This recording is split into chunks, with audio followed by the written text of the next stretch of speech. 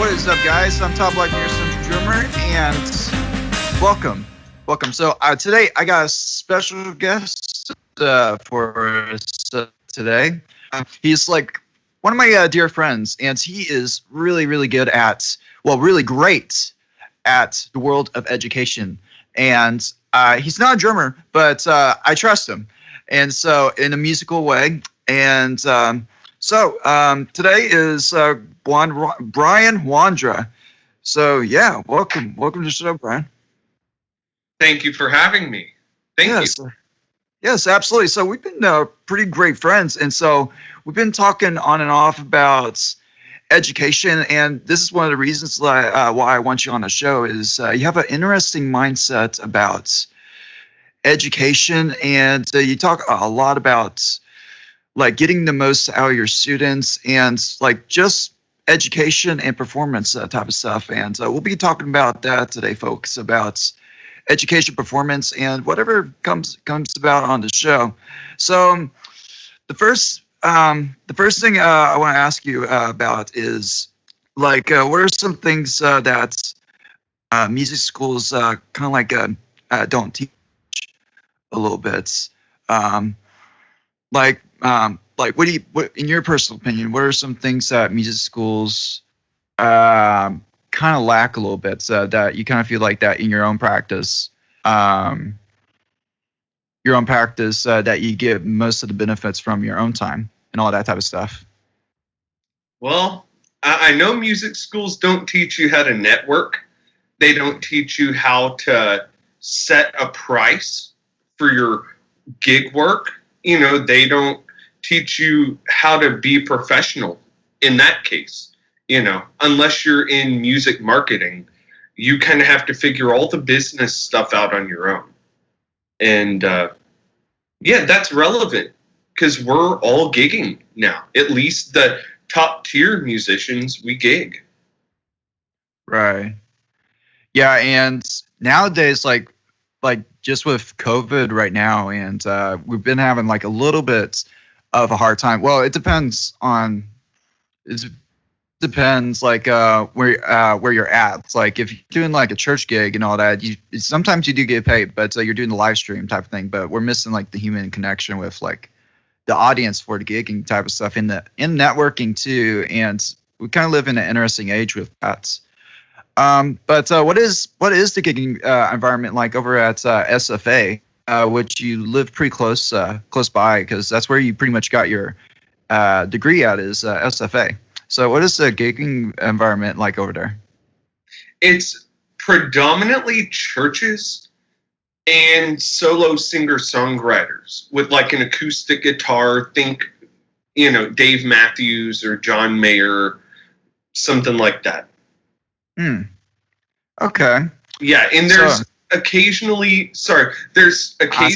jazz gigs, right, in there for like the alumni association, maybe for a company picnic. But there's no jazz clubs, and it's very church and country. Right. Yeah. Like I really relate to that. It's like because I recently graduated from Texas State University with the jazz over there, and they're really like the only nearest place was Austin and San Antonio, and there really wasn't too much gigging opportunity on my end, and so it's kind of tricky sometimes, specifically as musicians. Like sometimes we get good pay, sometimes we don't, and sometimes opportunity-wise for that. So, but that's pretty interesting. And you also started this little jazz club over at SFA. Is that right? We did. We started the SFA Jazz Jacks, and that was a great time. Nice. So, like, did y'all do a lot of stuff with that club around town? Like, do a little bit of gigging type of stuff? Absolutely. We played as the house band on Friday nights at the nearest pub to the music school. And then we played out at the Heritage Festival. We brought a second line brass band. and did that kind of New Orleans thing with clarinets, and that was pretty cool.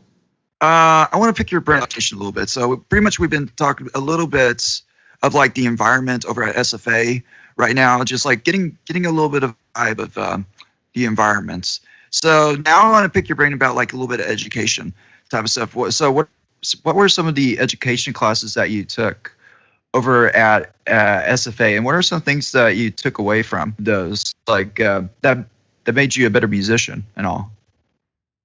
Oh, all right. They made me a better music teacher, not a better musician, except for in some cases, in terms of like incentive reward, punishment reward, you actually learn a little bit about how to reward yourself when you practice and when you do the things you're supposed to, how to keep yourself enthused and keep encouraging yourself, right?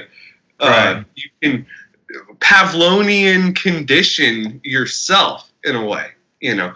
But so I took developmental psychology, I took music for children, I took a bunch of different instrument pedagogy classes.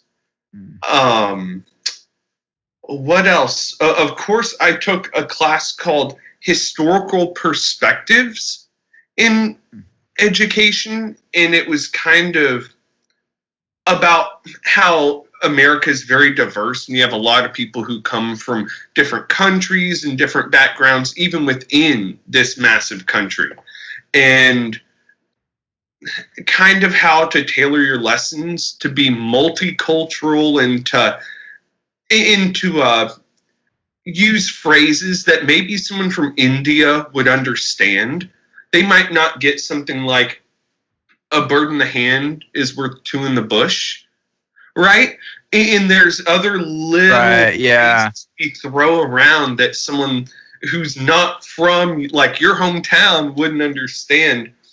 And I'm thinking about some other pedagogy classes and lesson planning classes. And the ones that were most inspiring to me were about psychology.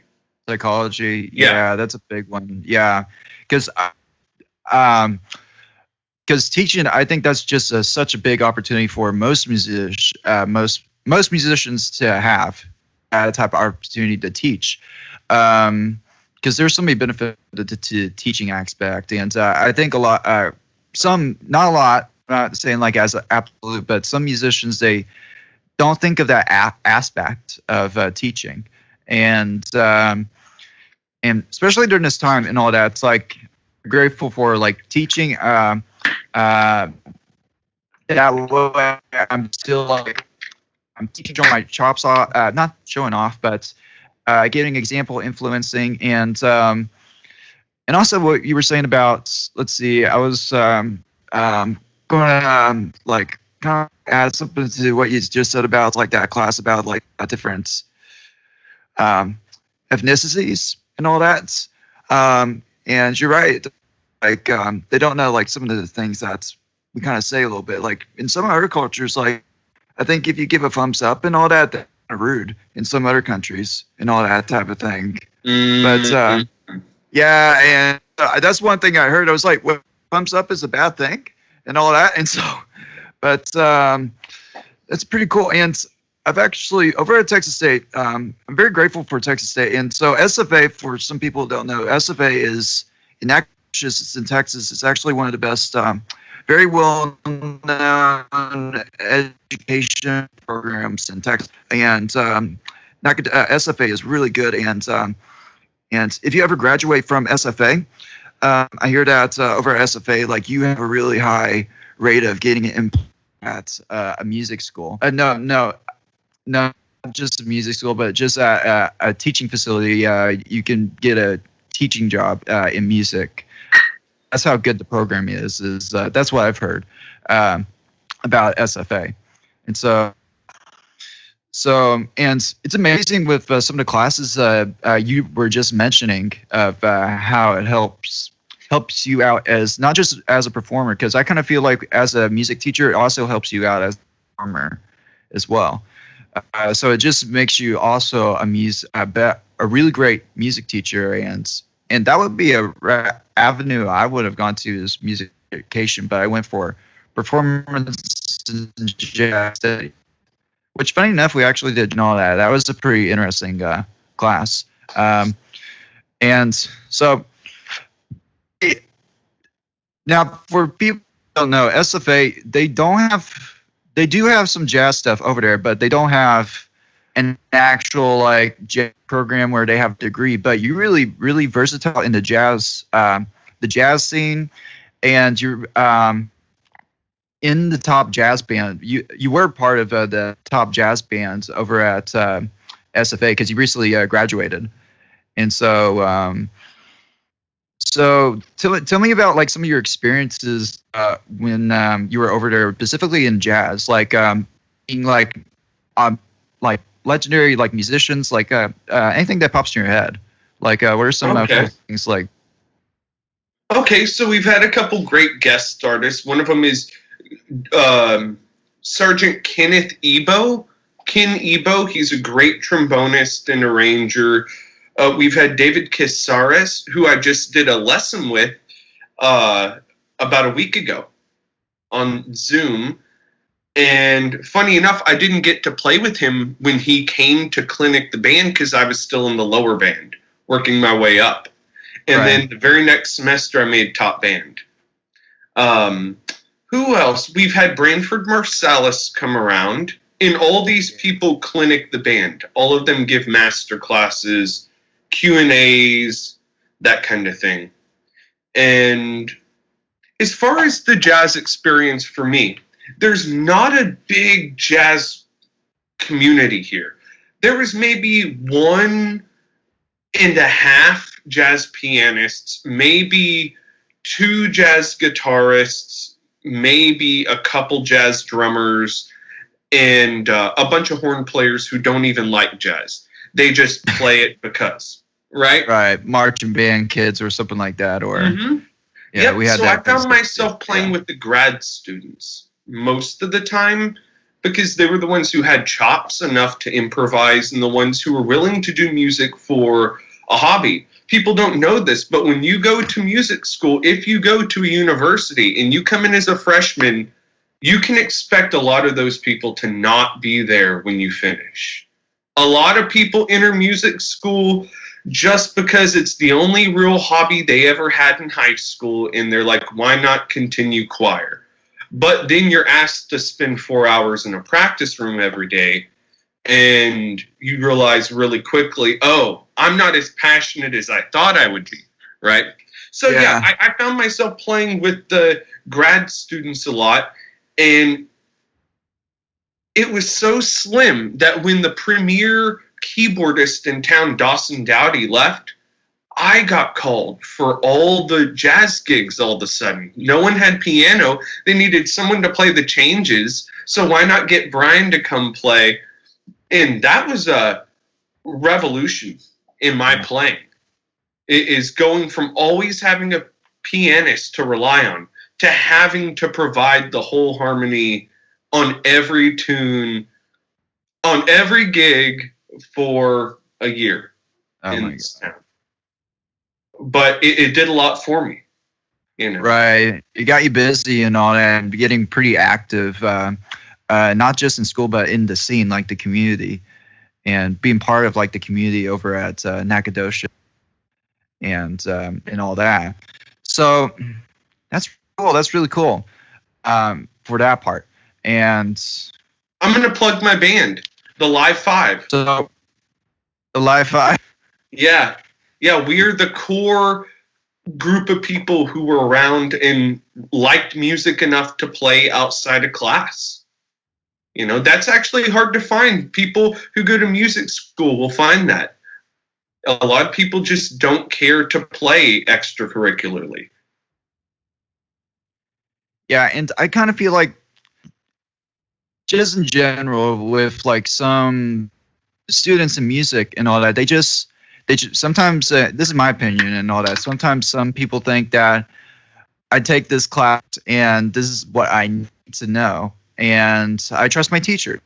And that's kind of like a mindset where it's like it's just like at the neutral level, and it could go to a downhill slope or a downward spiral with that a little bit, because you want to be able, because this is your choice with music school. And what you learn from these classes is just a way to kind of like get you in the right direction, in the right musical direction. And so I kind of feel like some of the people who do go to music school don't like develop their own practice while they're in school. And I think that's and this is just my personal opinion, that's the time to focus on school, because the grades are very important for continuing on, and two, doing your own practice, because that's why they have the libraries over there for you to do your own practice. Maybe read something that you're not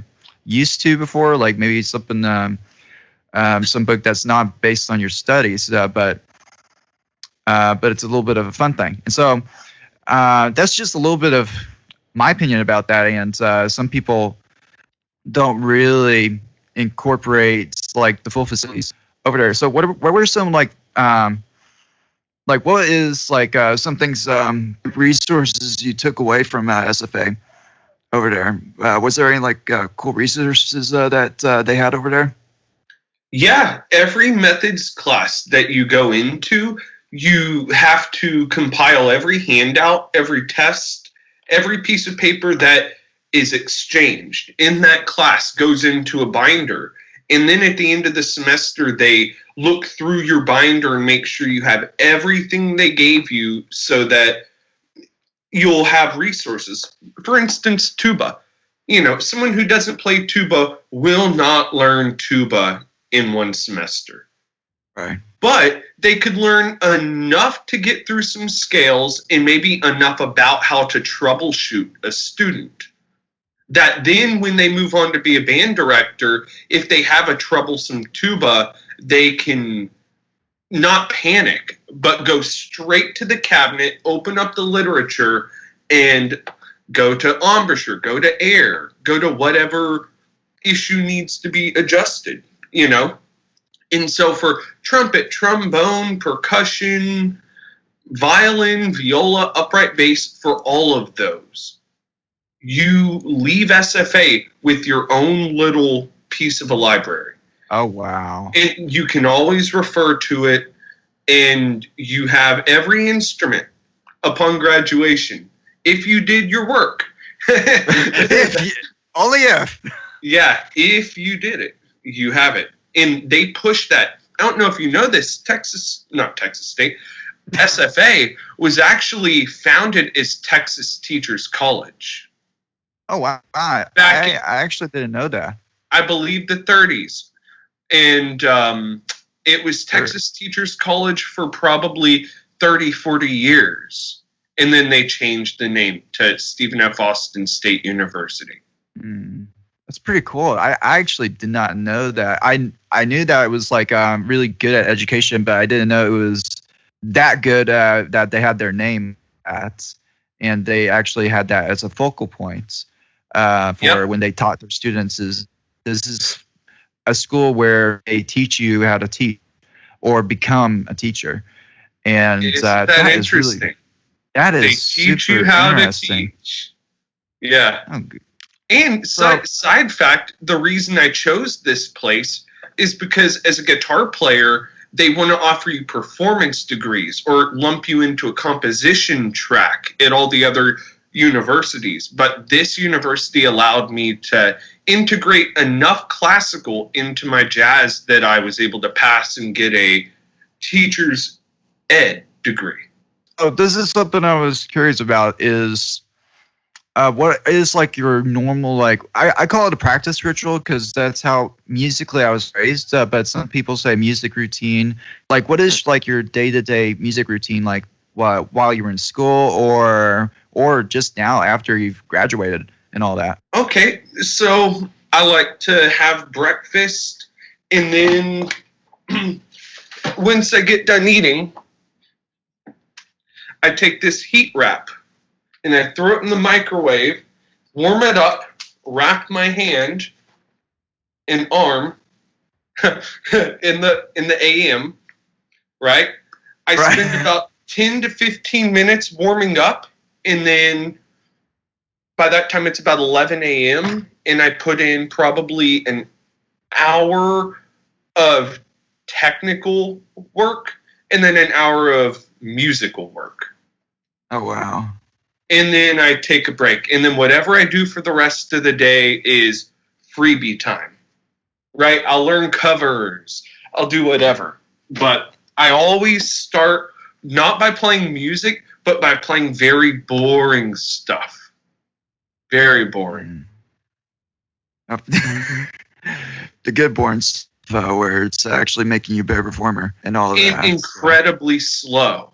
You would be surprised at how a 58 BPM warm-up in the morning can transfer throughout the day and affect your playing and how neat things are for the whole day. And I even read an article about 58 BPM and how it's scientifically somehow the most optimal speed that you could practice something at if you want to retain it, because the speed of human processing and the speed of 58 BPM, somehow it's within a certain threshold that makes it more optimal than 59 or 57. There's something about 5/8. Yeah, that may be that's interesting, like tempo marking and all that. I remember like this is something I got from Ed Soph and all that. It's like Ed Soph, he usually starts at 40 BPM, and I was like, that's really, really slow. And I think 58 might be like a cool tempo to start off, especially with sight reading. And we drummers, we do have sight read, guys. It's one of those higher than fire type of situations where sight reading is really important, and that's a really good tempo to start with. And us drummers and all, we pretty much, there's certain exercises that we do, like whether actually starting slow or actually dynamics. And whenever we do this slow stuff, we're actually, and this is my theory and all that, you could jump in with your points about this, that I kind of feel like it conditions your muscles and actually, like when you're working at a slow tempo like that, you're giving yourself more time to think about what is actually going on. For sure. About the musical, about the music or the exercise, and especially this one book, UNT grad book, Han Pran's hi-hat integration. I put a check on Instagram, guys. Then you'll know me for that. Where it's like, it's a UNT grad level book, man. Like, you have to start at a slow tempo and build it up. And I'm really stuff like I'm already at page 8 and it has 32 pages. And for the next couple ones, I need to start at 58 BPM because it's just it's just so hard and all that. So very tricky stuff. But I actually have a resource. The resource where I found that was the Floger method. Pfloger. And I believe it's by Marie Floger. She's a conductor and a doctoral professor of music, and she has a website called the Floger Method, and she posts great articles. Y'all should check that out. It's just a great daily article, kind of like an inspirational quote. You go on there and they'll have something obscure about 58 BPM, you know. Just these weird articles. The last one was actually the science of mistakes. What is actually happening in your brain's path when you make a mistake? Based on scans when they hook people up and they watch them play and they're like, they see something and then a mistake happens. They're like, oh, there is a connection, you know. Right. It to me like a link to that resource. I'm going to put that in the notes and all that so that everyone can see that link. And down there. Maybe. Yeah, go to the show notes. Hopefully. I'll put that in the show notes. Here. Yeah, hopefully they'll be typing this up and listening at the same time, like my good listeners. That's right. I can hear you. I can hear you talking about me. No, I'm just kidding. I'm just kidding. So, yeah, what have you been that's listening a really good to? resource. What I've been listening to, let's see. So far, I've been like just trying to get some of my jazz chops up and running. Like I've been listening to some Instagram drummers, and that's what I've been listening to. Like artist wise, I've been listening to music wise, like just an artist. Like I've been listening to Queen of Stone Age. That's one of my favorite bands. I've been listening to them, but that's not like Instagram drummers type of things. Some of the Instagram drummers that sometimes I see, there's this one artist, Butcher Brown, and the drums really, really good. And there's a couple more artists, and this is more onto the. It's kind of like R&B, but it's more of a modern jazz type of thing, where we're talking about like Robert Glassford, Chris Daddy Dave, Kamasi Washington, if I remember his name correctly. Like these are I've been listening to like drum wise, and these are some drum grooves that you should not be doing country rehearsal and that type of stuff. But those are like some things I've been listening to. I've been listening to that. I've been listening to who's this artist? Ant Law. This is an artist that no one's heard a lot of, but I've been mostly listening to like very abstract drum beats, and this is just a little influence from the hi-hat integration book I've been recently working on, and I'm just trying to get more of more freedom on the drum set by listening to these people, because I kind of feel like when I listen to these people and try to mimic playing, I get a better sense of the drum set, because for drum, most people lack 4-limb independence with the drum set, and I'm one of those. It's like I really want to use the whole drum set, because if you just use 2 hands on the drum set, you're not actually using drum set. You're only using your 2 hands and not your feet. So, but those are some I've been listening to lately. So, how about you, man? What are some things you've been listening to? Well, so I was just sight reading through the real book the other day, and I don't do that. I don't just like pick a random page and start playing through, but I did. And I ended up in the obscure songs. And then I started listening to them, and there are some gems in the book. And some stuff I've been listening to is like House of Jade, Black Narcissus, Nardis, Olio, the tunes that maybe people aren't jamming all the time. Everyone Right. hears So What, Autumn Leaves, Yeah, all those blue. tunes. Yeah, but I've been listening to kind of the more obscure stuff Right.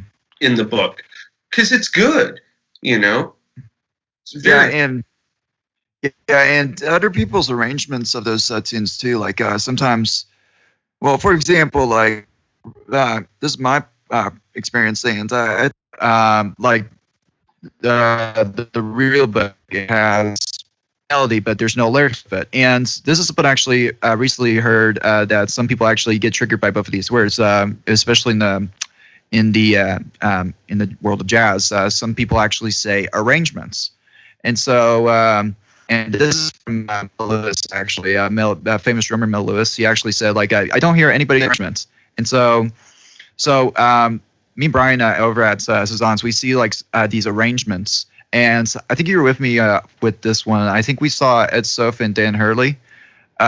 You were with me on that one, where they were playing this arrangement of all blues. And instead of doing a traditional all blues in 3/4, they actually did it in 4/4 funk. And I was like, oh my God, they just changed that arrangement. And so there's just so many things about arrangement playing where they played a standard, but for example, they might change it to, for example, Cherokee. Instead of like just a traditional fast tempo in like common time, they change it up to like 13/8, and it's still in the fast swing, but they just put in 8, and I was like, oh my god, it happens. My drum teacher put me that story.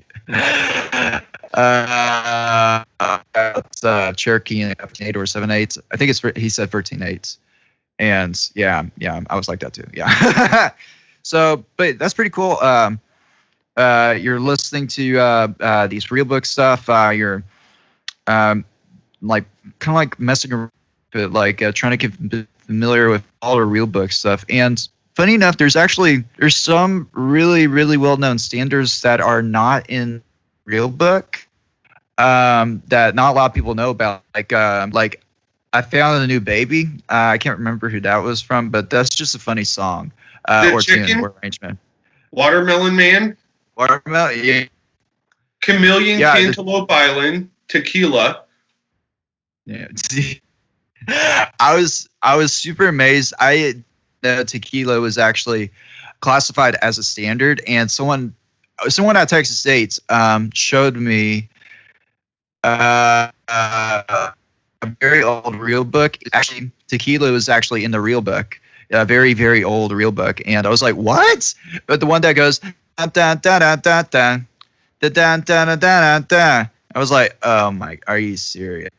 My gosh. So, but that some people were surprised about that Tequila was actually a standard, and no one really thinks about that too often. So, but that's pretty cool. That's pretty cool that you're messing around with the real book. What are some things you're doing with the real book? Like, are you just like sight reading, or are you just trying to come up with like some like melodic ideas, like maybe playing the melody with first inversion type of stuff? Or you're a guitar player, not piano player. I apologize. And exactly. I don't know inversions, bro. No. All right. So no, what I was doing, I was having a little bit of soreness actually, and I grabbed my phone, but my metronome to 58 BPM. And I just sat there scatting all the rhythms until I got it perfect, and then turned to the next song and just did the rhythms there. Next song, did the rhythms there, and was just doing the rhythms because I figured, and also visualizing, playing, right? Because I couldn't actually play, so I was trying real hard to think about exactly where the positions would be and just reading the rhythms. And yeah, that was fun too. I should do more of that. Yeah, because it is.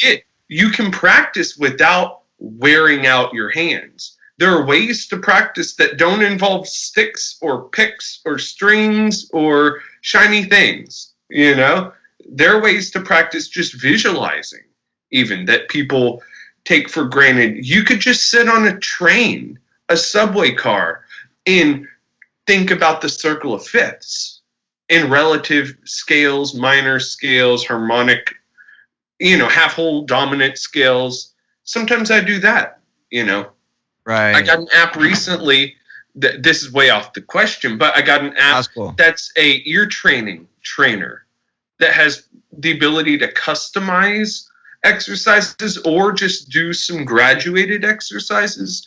And yeah, if my hands are tired and I'm bored, but I still want to do something productive, I'll do sixths and thirds, ear training quizzes, Right. I'll do stuff like that. But specifically, yeah, through the rule book, I was sight reading while my hands felt good. And then once they were tired, just doing rhythms. Right. So that's something you were mentioning earlier about like the thought thing, where you're thinking, practicing. And there's actually, I definitely know some of the audience might be thinking, oh, that's baloney and all that. But there's actually some studies out there, and it's not specifically for music. There was actually a study about this athlete who was thinking about the marathon. He rehearsing the marathon in his head, and this is exactly like you could apply this on practicing, where you're thinking about, for example, drummers. We think about like different combination ideas, like maybe play a paradiddle with your feet, and you might do an inverted paradiddle with your hands. It's a thing. And And just mentally rehearsing. Mental rehearsal is a technical term that some people do. Mental rehearsal about practicing that, whether it's a marathon runner or doing those finger exercises in your head, like thinking about it in your mind. And this is something some people call the law of attraction. And oh yeah, and yeah, it's part of that element of the law of attraction and all that, where you think it's so that there is truth to that, because I've went through it, you went through it, and probably the audience too has gone through that without knowing. I definitely know some of my students. I actually teach a little bit of drums too, and this is up to the drum side where they actually didn't have a drum set, but I told them that mentally rehearse stuff in your head, and they were pretty young to know this, but I told them this, and then the next came to practice, it was like they had a drum set, but they didn't. And so it happens, guys. It happens. This probably does happen.